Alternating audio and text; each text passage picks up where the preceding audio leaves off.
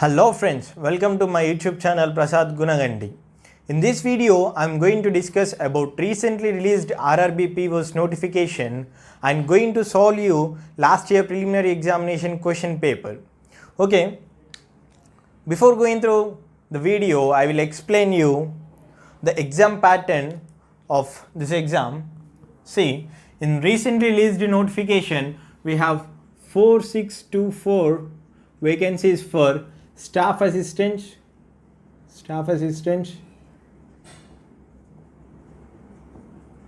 and 3800 posts for probationary officers or scale 1 officers.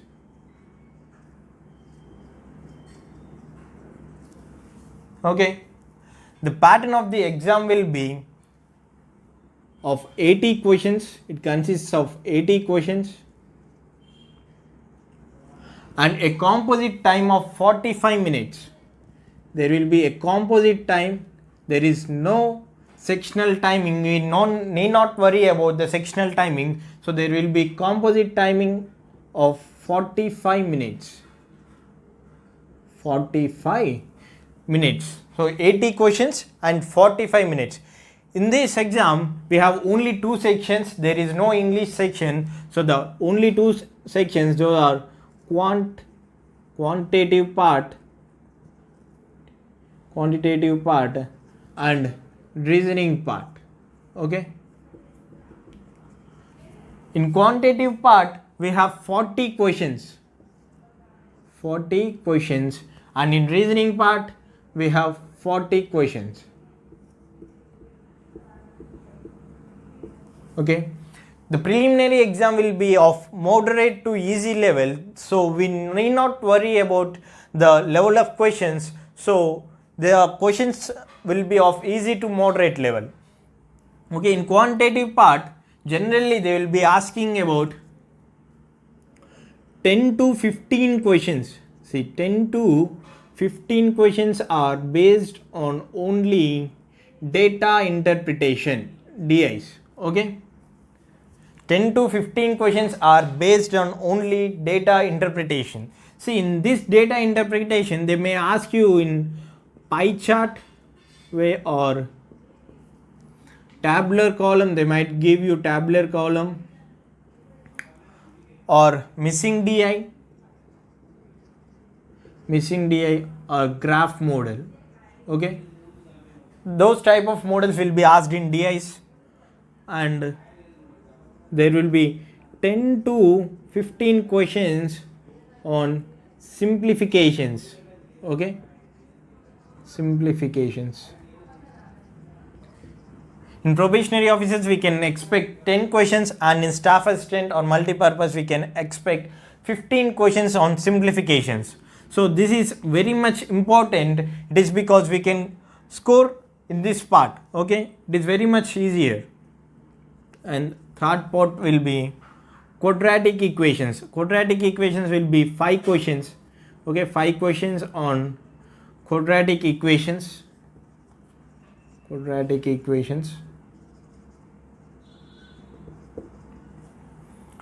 And 5 questions will be on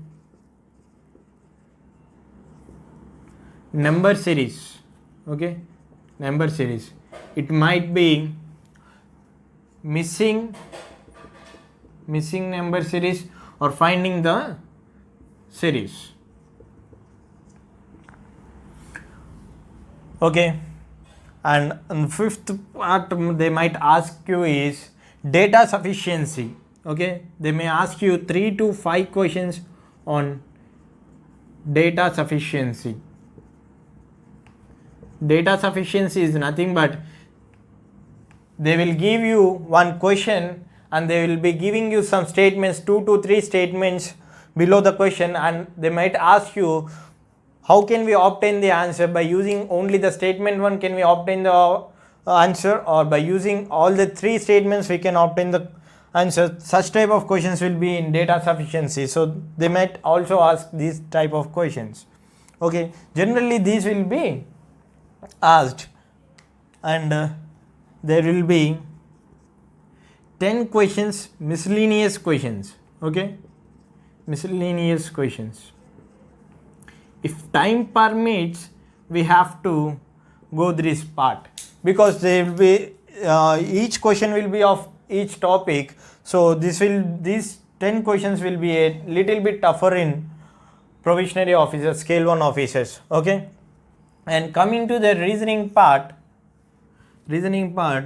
we have 10 to 15 questions on seating arrangement. Okay, seating arrangement plays an important role. Okay, seating arrangement plays an important role because if we struck up here, our time will be consumed. So we have to utilize our time in seating arrangement, and if we don't know the answer or we are not obtaining the question, then we have to just simply skip that question. We must not waste our time in seating arrangement. Okay, 10 to 15 questions will be asked there. In seating arrangement there are different models. They might give you in circular way or linear. Okay, linear, or they might ask you on floors. Such type of seating arrangements will be asked, and 5 questions will be on silogs.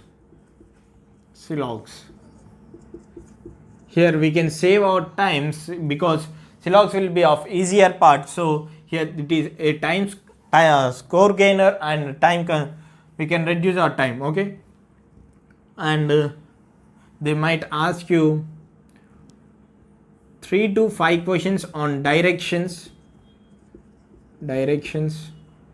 Okay, and 3 to 5 questions on blood relations.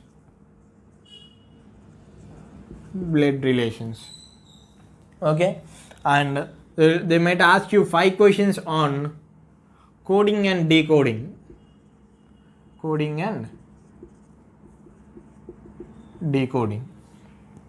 questions will be on coding and decoding, and in this also we have data sufficiency.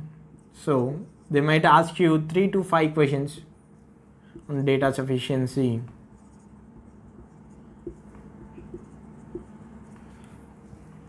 Okay, and what else they can ask is they might ask you 5 miscellaneous questions. Okay, 5 miscellaneous questions.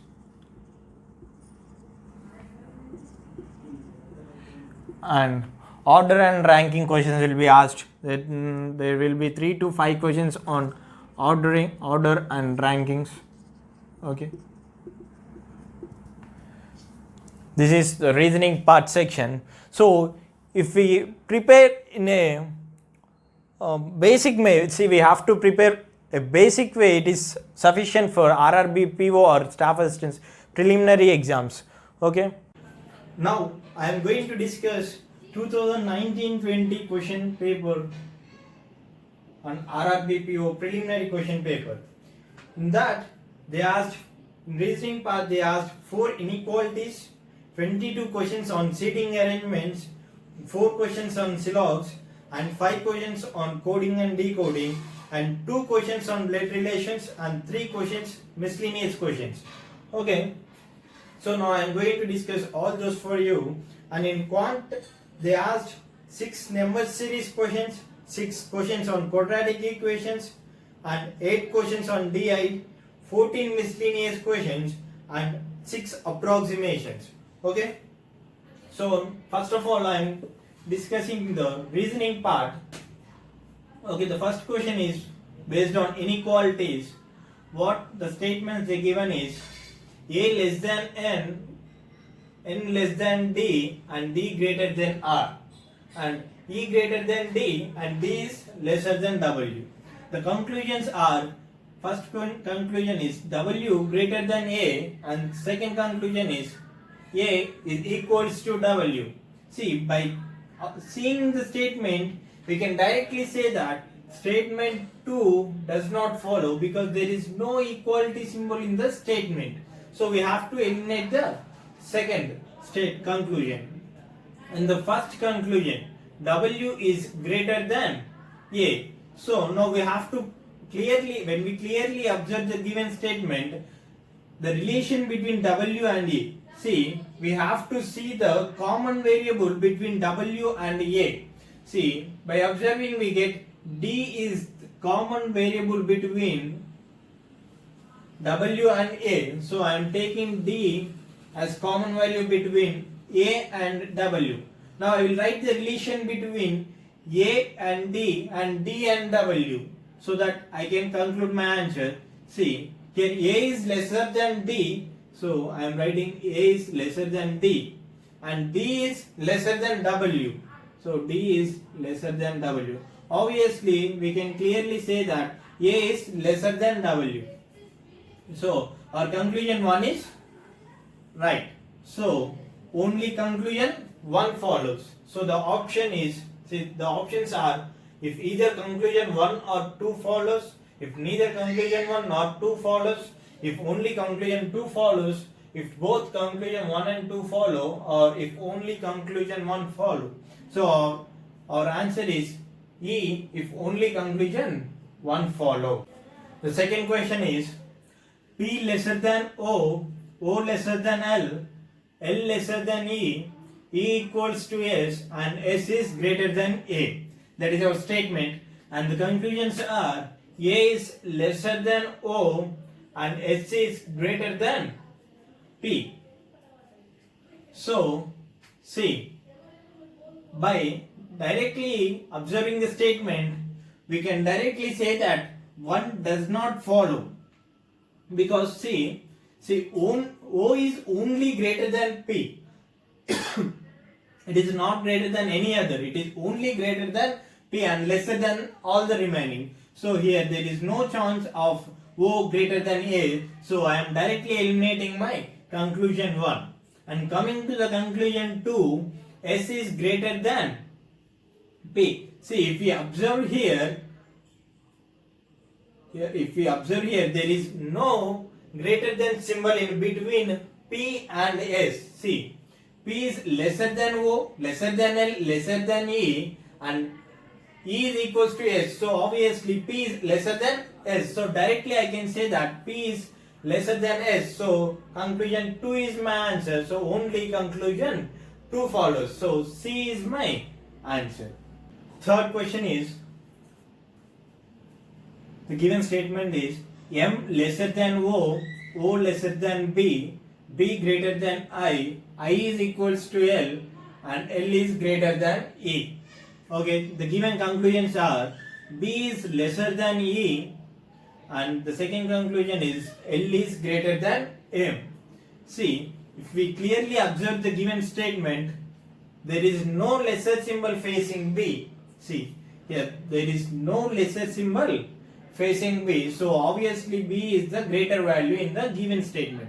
So here in the conclusion it is given that B is lesser than E, so which is a wrong conclusion.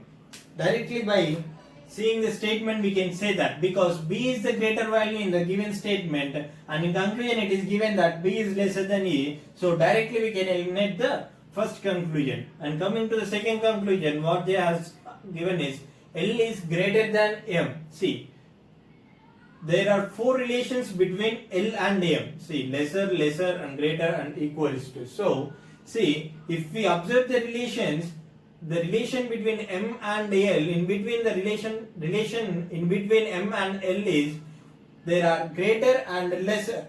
So, there won't be any relation exist. So, option 2 is eliminated. So, my answer is neither 1 nor 2. Conclusion follows. Option B is my answer. Neither 1 or 2 follows. The fourth question is, the given statement is A lesser than N lesser than D greater than R, and E greater than D, and D is lesser than W. The conclusions are E is greater than N and R is lesser than W. So now we have to take the common values between E and N. See, if we clearly observe, D is the common value between E and N. So I will take D as between E and N. I will take relation between N and D and D and E. Okay. So E is greater than D. Okay. D is greater than N. So which implicates E is greater than N. So conclusion 1 follows. And coming to the second conclusion, R is lesser than W. So now we have to take the common value between R and W. See, if we observe here D is common value between R and W. So I will take relation between R and D and W and D. So R and D, R is lesser than D. R is lesser than D and W is greater than D, which implicates that W is greater than R. So conclusion 2 also follows. So my answer is both conclusion 1 and 2 follows. So option D is my answer. The 5th to 10th questions are based on seating arrangement. So the question is 9 people M, N, P, Q, R, S, T, V and W are sitting equidistant in a row and all are facing north. Exactly 3 persons sit to the left of R, 1 person sits between M and R, P sits third to the right of M, as many people sit to the right of P as to the left of S, only 3 people sit between Q and S, T sits fourth to the left of W, N is one of the persons who sit to the right of P. For your convenience, I have read the complete question, but in examination, while reading the questions, we have to write our steps. Okay? See, now I will solve you in that way. 9 people. So, I need not bother about who are those 9 people. They are sitting equidistant in a row. Row means linear arrangement. So, see, there are 9 persons. 1, 2, 3, 4, 5, 6, 7, 8 and 9. So 9 persons are there in the seating arrangement and all are facing north direction. See, this is north, this is east, this is west and this is south. North direction indicates towards up. So this will be right side to the north direction people and this will be the left side of the north direction facing people. Okay. Exactly 3 persons sit to the left of R. This statement indicates that there are 3 people to left side of R. Okay, 3 people sitting to the left side of R. 1 person sit between M and R. So that M can be placed here or M can be placed here. Here it is given that only 1 person is seated. So 2 cases are arriving. So I will take those 2 cases in this. See, here I will place M. There is only 1 person sitting between M and R, and I will take R in down of that, and I will take M to the left side of R, so that even in this case only 1 person is seated between R and M. P sits third to the right of M. P sits third to the right of M. Here P is seated to the end of the line.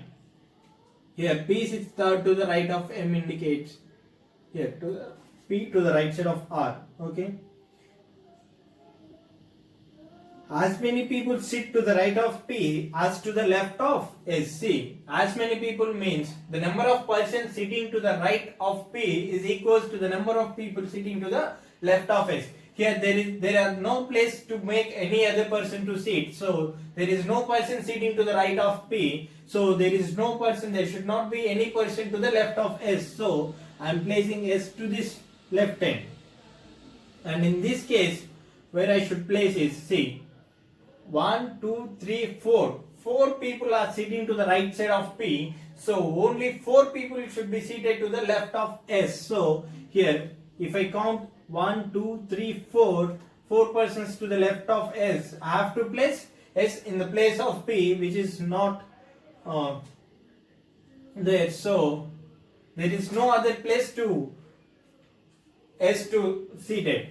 So this case is failed. And the first case is there. So only 3 people sit between Q and S. So see, 1, 2, 3 people sit in between Q and S. T sits fourth to the left of W. Okay, if I place T here, after fourth position should be W. So this is not valid. So if I place T here, W can be placed here. See, 1, 2, 3, fourth position is T. Fourth position to the left of W is T, so it is a valid one. N is one of the persons who sit to the right of V. See, if we place N and place V here, then the statement will not be valid. So, if we take N here and V here, then the statement is approved. So, our arrangement is completed. Now we have to look out the questions. The first question is, it means fifth question is, number of persons sitting between N and M. Number of persons sitting between N and M. N and M. There is only one person seated between N and M. The sixth question is, which of the following pair of persons are sitting at the extreme end? See, extreme end is seated by S and P. So, option A is our answer. And seventh question is, who is sitting second to the right of Q? See, first to the right of Q is M, second to the right of Q is W. So, W is B is our answer. And the eighth question is, find the odd one out. See, they has given 5 options, 5 relations. See, Q, V. V is seated to the third to the left of Q. Okay. N, Q. N and Q. N is seated third to the right of Q. S, R. S, R. See, here S is seated third to the left of R. T and W. T and W. So T is seated fourth to the left of W. M and P. M and P. P is seated third to the right of M. So here the odd one is TW, because only in this case the number of persons is more between those two people. So option D is our answer. Ninth question. Which of the following is true? 2 persons sit between Q and W. Q and W. Only one person is seated. So option A is wrong. More than 2 persons are left to S. There are no persons to the left of S. So option B is wrong. None of the option is true will be obtained in the last. T sits immediate right of R. T sits immediate right of R, which is a false statement because it is immediate left to R. N is the second person from the right extreme end. N is the second person from the right extreme end, which is a correct statement because first position is placed by P and second position is placed by N. So option E is our answer. And question number 10 is, who is sitting at the right end? The right end is occupied by P.